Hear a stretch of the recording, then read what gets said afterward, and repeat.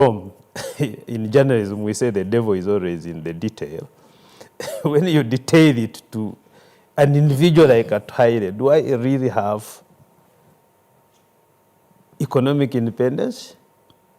There are indicators that should. Are you sure? Are you sure that I am in the wrong measure? There are indicators that really actually tell, can measure that detail. Things like life expectancy. I have seen that in the last 3 decades, the life expectancy has increased from 45 years of a Ugandan to 68. But is that correct? Is that correct? Is that correct? There are other things like mortality rates, child mortality, maternal mortality rates, several others. So when you talk about independence, you need to put it in context of both political and economic. I have talked about the economic independence. When it comes to political independence, are we really having an independent political dispensation? I think we can't be celebrating independence after 63 years. I think we have a lot of political prisoners. And one was on display yesterday in a different context.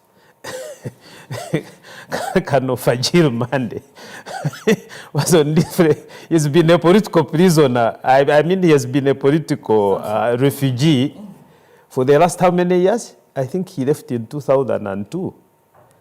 So for the last 23 years, Samson Mande has been a political refugee. Yeah.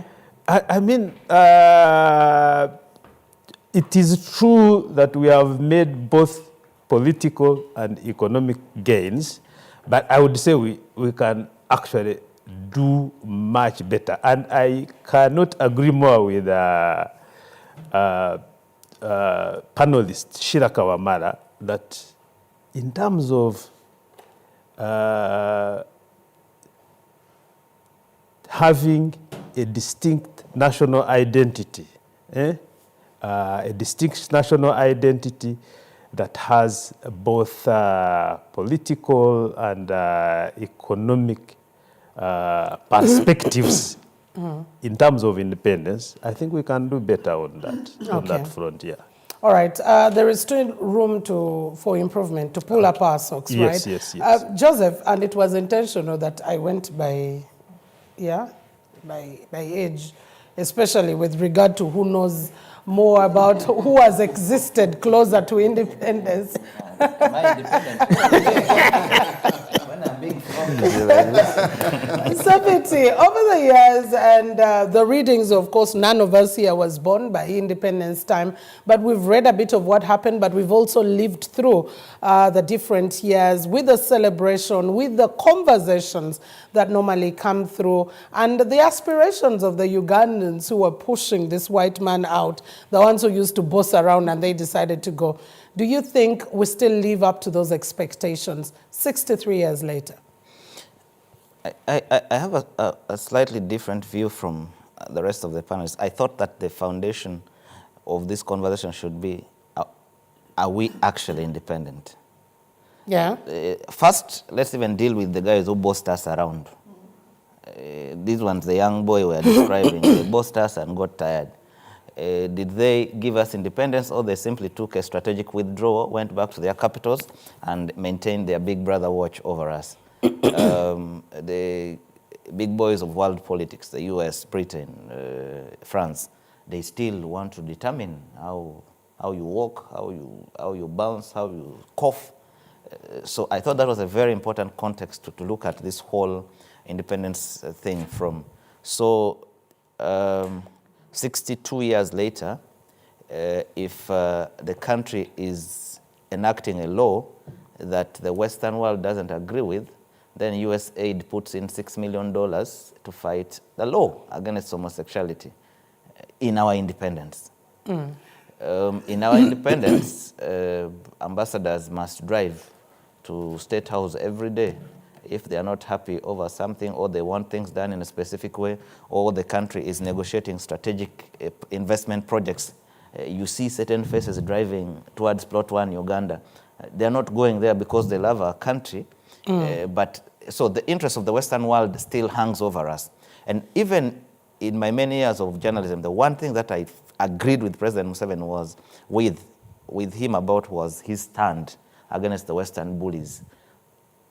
Even if he doesn't do anything else about it, the pronouncements he made about it, for me, made me happy. I felt proud as a Ugandan. Said, well, and they don't listen until you tell them some words. I don't want to repeat here. And it's the fact. Yeah. These guys don't listen until you tell them those words. Look at, maybe here, because we have a strong leader, their presence is not very much pronounced. Look at the Democratic Republic of Congo. What independence is there? The land of my grandmother? Nothing, absolutely nothing. They are discussing minerals in Washington, D.C., minerals of an independent state. So many mercenaries down there and things like that. So and then that 1962, it was okay. But I don't know, when we were learning about the global village, Baguma, in those syllabus you people designed for us in journalism school, the concept of the global village was so distant. And that was not so many years ago. Yeah. You know that there was a crazy guy called Marshall McLuhan. He spoke about the global village, that there will reach a time when the world will be interconnected. Now, a non-government organization in Washington can run an office here without having to be here. And then the world is interconnected, that when Baguma of NRA tells me something, I say, no, I'm working with the Rockefeller Foundation of Washington, and these are our interests. So the competing interests are here. So before we discuss our domestic bad manners here, the global politics has us entangled. The South Africans are fighting about natural resources, expropriation of land without compensation, bring back our land, nationalization of the minerals and things like that. Even here, in 1994, I think we adopted the structural adjustment policies because the big boys of the financial world, the IMF and World Bank, gave orders that we had to obey. So what did we do? We gave out our biggest bank. It is now called what? Stanbic. We gave all our banks to foreign investors. So our strategic areas, telecoms, MTN is for South Africans. I don't know who owns Airtel these days. I am not sure they are Ugandans. Mention the biggest banks in this country. So all our money, the money is made from here, and capital outflow is huge. So in that context, it becomes difficult to even talk about independence. Like in my village, being a man who can't buy food, and then every afternoon Baguma passes by to give your wife some money to buy food. And then for you come back and say, I'm a man. I don't buy food, but I am fed like a king. It's akin to that. So the global village that Marshall McLuhan talked about is here with us. So the centers of influence are so many. And I think the hardest task of the government is to balance those centers of influence. Because if you annoy them, they will sanction you. They will sponsor candidates against you. They can even give some few guns to come and dismantle. But domestically, Mildred, if I can say this real quick, 63 years later, I think there are clear positives that need to be acknowledged. One, we are the island of stability in this region, at least by the standards of the region. Congo, the land of my relatives, is there as it is. I don't need to say much. Sudan is there. South Sudan hangs in because the special forces had to go in and keep a president standing. Otherwise, now there would be woo-wee everywhere. Somalia, you know what the African Union mission has been able to do there. So for that, you give it to the Bagumas, that they have built a stable state that we can now advance from. There are also fundamental improvements in, I think, the areas of infrastructure. You drive from here to Kisoro, from here to Oraba, the tourism roads in Bunyoro, Mildred, where you come from.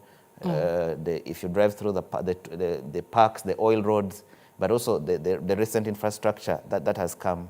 Okay. That has come with a downside, though. The challenge is now connectivity to the rural areas.